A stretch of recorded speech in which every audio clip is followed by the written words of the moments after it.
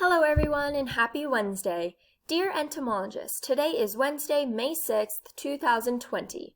I hope you were able to learn about some ways that insects adapt to survive. The next thing we will investigate are insect behaviors. Insect behaviors are things they do that help them live. Today, we will focus on how they hunt for food. I hope you all have a great day. Love, Miss Kemmerling. So in yesterday's morning message, I asked you to try to find some physical adaptations that insects do to survive. Before I move on to insect behaviors, I have a chart to show you just so we can see a few examples of insect physical adaptations.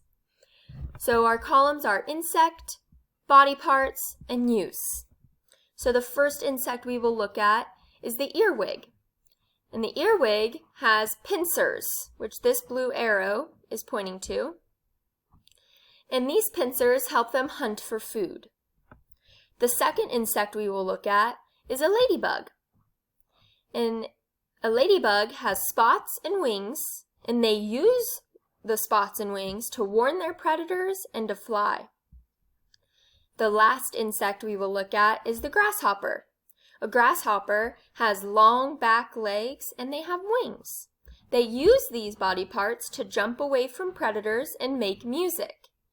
And I actually had to look it up myself. They make music as a way to communicate with other grasshoppers. So now let's move on to insect behaviors.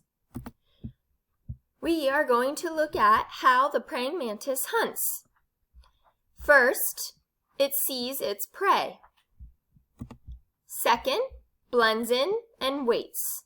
So they're like camouflaging. Third, grabs with legs. And fourth, it bites the head. So those are ways that the praying mantis hunts. And hunting is a behavior that that insect does to help it live, right? It means food. If you haven't already, make sure you check out the links to the morning message and the Go Noodle. I hope you have a great day. I miss you all. Bye.